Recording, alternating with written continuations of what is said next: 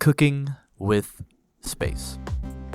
So today I'm making pita bread. Oh, what is this foil doing here? Get out of here, you rascal.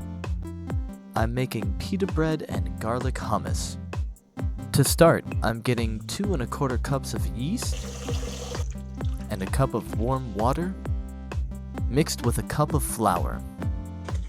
Give it a quick whisking and then let it sit for 15 minutes. After which, the mixture should have some bubbles forming on the surface. If not, your yeast has died.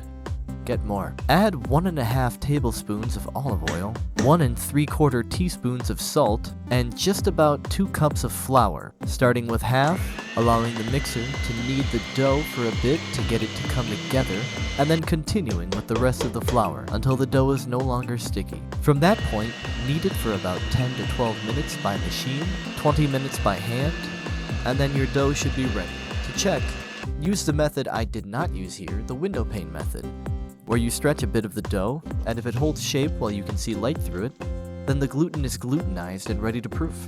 I'm dusting my hands with flour so the dough doesn't stick, then forming it into a smooth ball, and placing it in an oiled container, covering the top with foil, and then setting aside to proof for about 2 hours, or until doubled in size. In the meantime, I'm going to get started with my hummus. And to do so, I've placed a pound of dried chickpeas into a pot and then covered with a generous amount of water and then allowed to soak overnight. If you want to have hummus today, either start yesterday or use the canned stuff. I'm going to drain the soaking water and replace it with some fresh water. And then I'm going to add a little bit of baking soda to the chickpeas before I get it.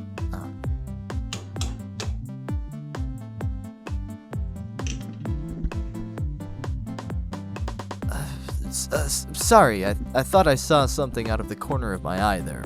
Must have been nothing. Add the baking soda in, mix it around, and then run the burner on high heat to get the water boiling. As I wait for the water to come to a boil, I'm going to get all of my garlic cloves ready for roasting. I've got 3 bulbs here that I'm going to peel the skin off of. Usually, when working with this much garlic, I would recommend just using a press so you don't need to peel so much. But I want the cloves whole while I roast them in the oil.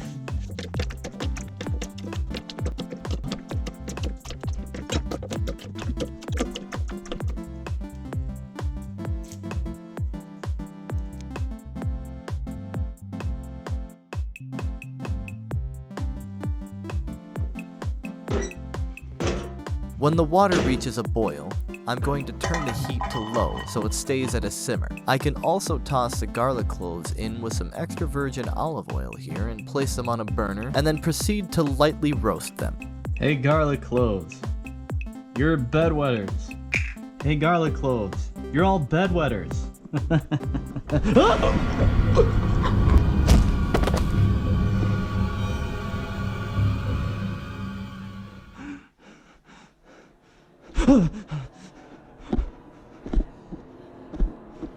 Hello? Welcome! What do you want from me? You know the secret behind the formula! Tell us now! What formula? The formula for warping dimensions, breaking space-time continuums! Give it to us now! I don't know what you're talking about. You lie! You used it to recompobulate a vinegar recipe, interslicing spaghetti and meatballs with snickerdoodle cookies! I don't know. It was an accident. An accident! Nonsense! Reveal the formula! No. Reveal the formula! Reveal the formula! Reveal!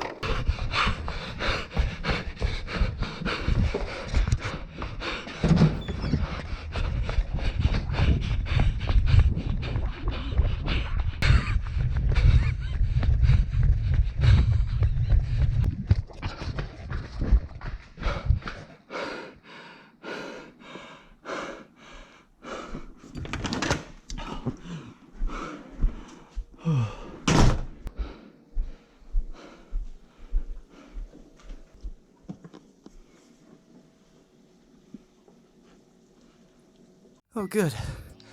Just in time for the chickpeas to be ready.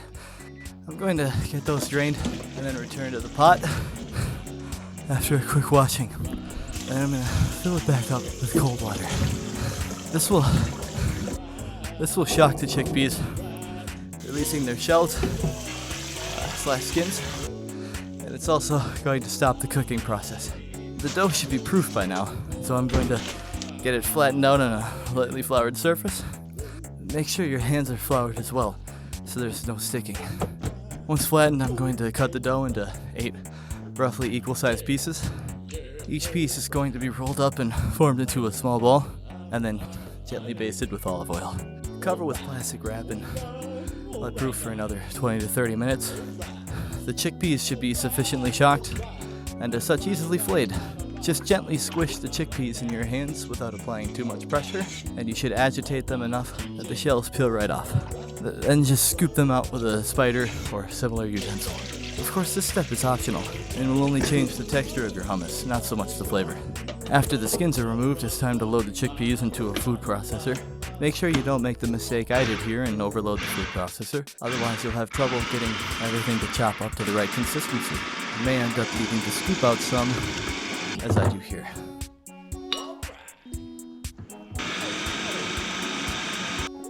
Once the chickpeas are somewhat processed, it's time to... For fuck's sake. It's time to add the tahini. A half cup should do, but feel free to add more. I'm also going to grind up some cumin in a mortar and pestle. I recommend toasting it in a pan before grinding it, but I was running low on time here, so I skipped that step. Finally, some salt to taste as well as a good chunk of our roasted garlic cloves. Then we'll run in the processor, slowly drizzle in a 1/4 cup of the garlic olive oil. I'm talking at a snail's pace.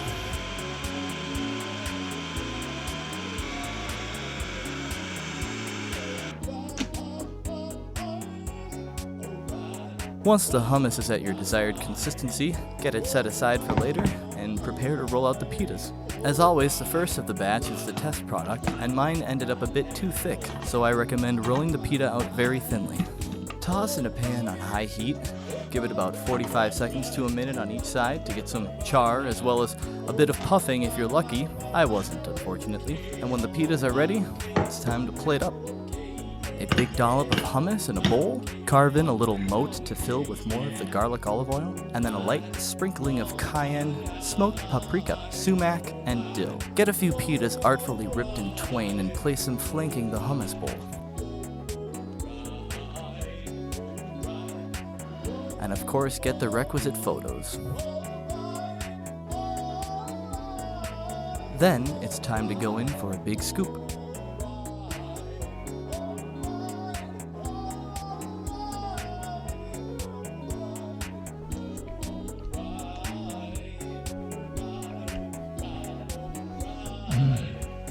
The hummus is delicious, but I question how much of that is the hummus itself versus the spices added and the fantastic roasted garlic olive oil. With how much effort and thought goes into making a batch of hummus like this, as well as how long this would last in the fridge, it's almost not worth making homemade. Save the time and effort, spend a few bucks on a package of sabra, and then just add the garlic oil and spices on top. However, if you find yourself with a large amount of chickpeas, I could certainly think of worse ways that you could spend... Oh God!